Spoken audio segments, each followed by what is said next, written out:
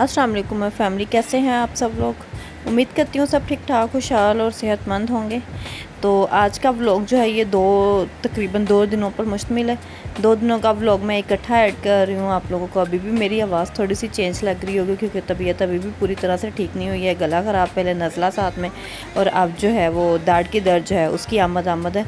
तो इस वजह से जो है वो व्लॉग भी थोड़े से मिसिंग हो रहे हैं। तो उस चीज़ को मेरे साथ जो है ना वो आप लोगों ने थोड़ा सा सपोर्ट करना है।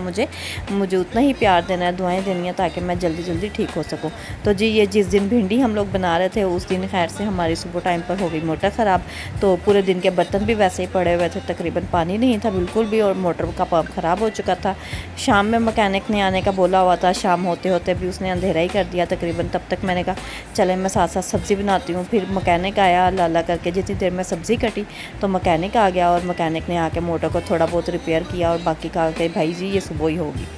खैर उस दिन का गुजारा करने के लिए रिपेयर थोड़ी बहुत की हुई थी, तो जल्दी से जो बर्तन पड़े हुए थे, ढेर सारा बर्तनों का था, वो वॉश किया। वॉश करते करते अच्छी खासा टाइम लग गया।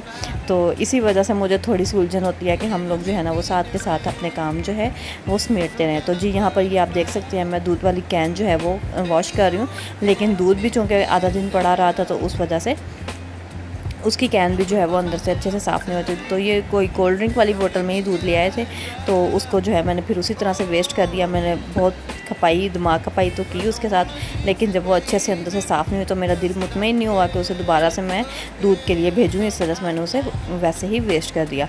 तो जी बाकी बर्तन भी सारे अच्छे से वॉश करूँगी, और इसके साथ साथ जो है वो आज खीर भी बनानी थी क्योंकि घर में कुछ गेस्ट आ रहे थे। तो मैंने सोचा क्यों ना खीर बना ली जाए। तो यहाँ पर जी खीर के लिए मैंने चावल भिगोए हुए थे, तकरीबन आधा कप जो है ना वो मैंने चावलों का लिया था। आधे कप से भी थोड़ा कम ही है ये, तो इन्हें मैंने भिगो के रखा हुआ था। अब मैं इन्हें पानी में सिर्फ पकाऊंगी पहले।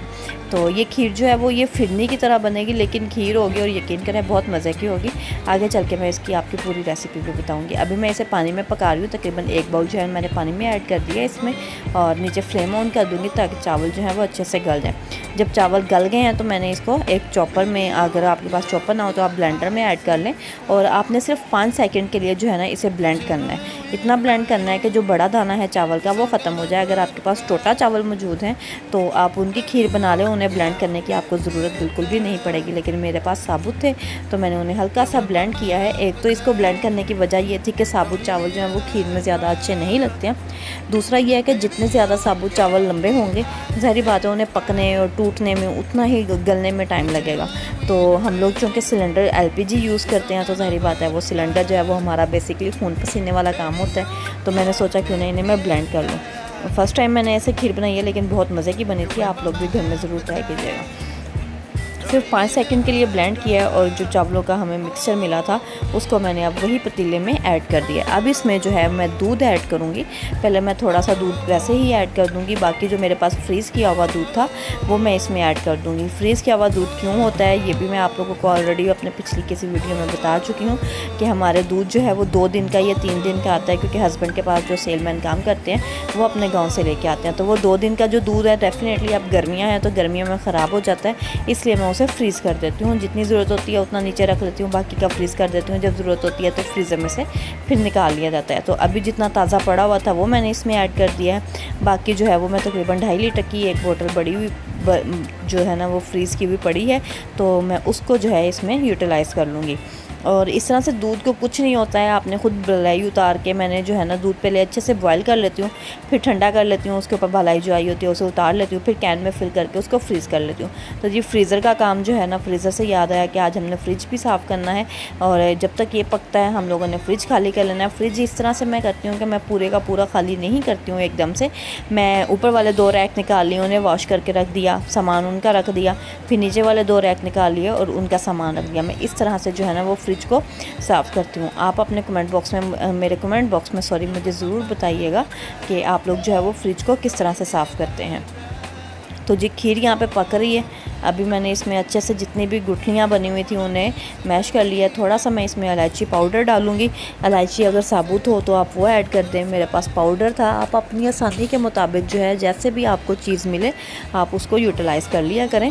लाजमी नहीं है कि अगर मैंने इलायची पाउडर बोला है तो आप इलायची पाउडर ही ऐड करें। तो जी यहाँ पर दूध की बोतल जो सुबह से निकाल के रखी हुई थी उसको कट किया, कट करके फिर हमने इसमें ऐड किया, क्योंकि दूध की बोतल जो है वो इतनी जमी हुई थी और वो कहती बाजी आज तो मैंने बाहर आना ही नहीं है, दूध मैंने मैश करना ही नहीं है, दूध को मेल्ट करना ही नहीं है। तो बेसिकली मैंने उसको कट कर लिया। फिर उसकी ज़ुबान भी काटनी पड़ती है ना, तो उसको हमने छुरी से कट किया और कट करके जो दूध है वो हमने खीर में ऐड कर दिया।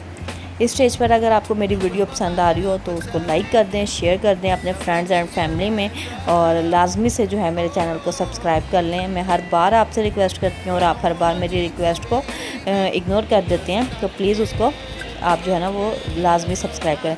तो जी यहाँ पर फ्रिज के 2 खाने जो है ना मैंने निकाल लिए हैं, 2 ट्रे बेसिकली मैंने निकाल लिए हैं। एक जो रोटेटिंग ट्रे है वो, और दूसरी स्लाइडिंग जो है ना, सॉरी रोटेटिंग बोल रही हूँ, स्लाइडिंग ट्रे जो है वो मैंने निकाल लिया और ऊपर वाली ट्रे भी मैंने निकाल लिया और इसको मैं साफ़ कर लूँ। तो जी फ्रीज़र की कुछ इस तरह से कंडीशन हुई पड़ी है इस वक्त। दूध की बोतलें अभी भी पड़ी हुई हैं। बर्फ़ जो है वो जब भी रखते हैं, बच्चे अगर रखते हैं तो पानी गिर जाता है उसमें, तो वो भी हम लोगों ने अभी साफ़ करना है। लेकिन फ्रीज़र जो है वो इस दफ़ा मैं अभी साफ़ करने का मेरा प्लान नहीं है। फ्रीज़र में जो है वो इंशाल्लाह 2-3 दिन के बाद करूँगी, क्योंकि आज मेहमान भी घर में आने हैं। तो अभी जो फ्रिज है उसको मैं साफ़ कर लूँगी और इसी तरह से 1 बाय 1 चीज़ें निकालती जाऊँगी, साफ़ करती जाऊँगी, खुशक करके सेट करती जाऊँगी और फिर दूसरी चीज़ें निकालूँगी। इस तरह से क्या होता है, एक तो आपकी जो चीज़ें हैं वो सारी बाहर नहीं पड़ी रहती हैं ज़्यादा देर के लिए, ताकि आपका जो भी फूड आइटम है वो ख़राब ना हो। फ्रिज में कूलिंग बेसिकली होती है, इसी वजह से मैं ट्रे एक निकाल ली है, उसका सामान जो है वो नीचे वाली ट्रे पर एडजस्ट कर लिए, उसको वॉश करके खुशक करके लगा दूँगी। सामान ऊपर वाली ट्रे पर मूव करके नीचे वाली ट्रे निकाल लूँ। इस तरह से मुझे तो बहुत आसानी हो जाती है। आप लोगों को आप जिस तरह से भी साफ़ करते हो आपको आइडिया होगा। अगर आपको आसानी होती है तो ठीक है, अदरवाइज़ मेरे वाला जो तरीका है ये भी कभी ट्राई ज़रूर कीजिएगा। इस तरह से वाकई में बहुत मुझे आसानी हो जाती है। तो जी मैं आहिस्ता आहिस्ता जो है वो फ्रिज भी साफ़ करती जा रही हूँ, क्योंकि मोटर का पता नहीं था नेक्स्ट डे फिर बिल्कुल ठीक होती है उसी टाइम पर या नहीं होती है। इस वजह से मैंने सोचा कि जितना भी पानी वाला काम है वो मैं जल्दी जो है ना वो निपटा लूँ। तो जी फ्रिज साफ़ हो रही है। फ्रिज असल में साथ के साथ मैं साफ़ करती रहती हूँ बेसिकली, लेकिन इस दफ़ा कुछ ये हुआ कि ईद के बाद मैंने 2 दफ़ा साफ़ की भी है। तो फिर मैं फैसलाबाद चली गई, फैसलाबाद से वापस आई हूँ तो तबीयत ख़राब हो गई। तो कपड़ा जो है ना वो हाथ में जो पकड़ा हुआ होता है हर वक्त डस्टिंग वाला, वो फ्रिज की तरफ नहीं जा सका है। बेसिकली ज़्यादा टाइम नहीं होता था, तबीयत ज़्यादा ख़राब थी, तो इस वजह से सिर्फ खाना पीना जो है ना वो बड़ी मुश्किल से जो है ना वो सब घर वालों का हो रहा था। तो फ्रिज जो है ना वो इग्नोर हो रही थी। तो सोचा आज कुछ बेहतर फील कर रही हूँ तो क्यों ना फ्रिज जो है ना वो साफ़ कर ली जाए। कोई भी चीज़ गंदी हो तो ज़ाहिरी बात है घर में ख़वातीन को जो है वो काम करने में मज़ा नहीं आता है। मुझे तो बिल्कुल भी नहीं आता है। आप लोगों को आइडिया जिस तरह से भी होगा कि घर साफ़ हो, चीज़ें साफ़ हो तो ही किचन में भी काम करने का मज़ा आता है। तो बेसिकली फ्रिज जो है उसका टूर इंशाल्लाह आप लोगों को नेक्स्ट फ्यूचर में कभी मैं पूरी का दिखाऊँगी। तो जब तक फ्रिज साफ़ हो रही थी यहाँ पर एक नया काम हो गया। और काम क्या हुआ जी, जो खीर थी वो दूध जो था वो उबल के सारा उसमें पड़ गया। हालांकि मुझे पास ही में सिंक के खड़ी हुई थी, लेकिन पता नहीं क्या हुआ एकदम से पता ही नहीं चला मुझे, सारे का सारा जो है ना वो काफ़ी सारा दूध जो है ना वो नीचे गिर गया। इतना मुझे अफसोस हुआ, क्योंकि दूध जो है ना वो बॉयल हो जाए, गिर जाए, मुझे बहुत अजीब सा लगना शुरू हो जाता है, ख़ुद को बुरा लगना शुरू हो जाता है। तो इस वजह से पहले फटाफट से अब चूल्हा साफ़ करूँगी। चूल्हा बहुत ज़्यादा गर्म था, लेकिन साथ के साथ गर्म को ही साफ़ किया जाता तो ये अच्छे से हो जाना था। अगर मैं इसको यहाँ पर साफ़ ना करती, ये जम जाता, तो बाद में मुझे ज़्यादा इस पर एफ़र्ट करनी पड़ती।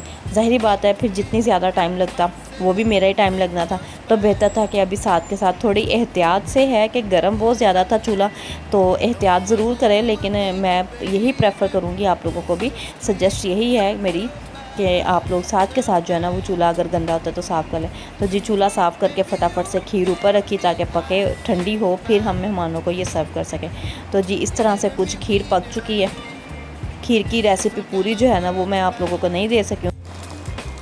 तो जी ये रात का टाइम था, मियाँ साहब बैठे गेम में फुल बिज़ी थे। जितना भी बुलाया जाए उनको कोई पता नहीं चलता है कि आप सबके घर वाले भी इसी तरह से मेल पर्सन करते हैं, जब मोबाइल पर बिज़ी हों तो इर्द गिर्द का कोई पता नहीं होता। मुझे कमेंट बॉक्स में ज़रूर बताइएगा। अल्लाह हाफिज़।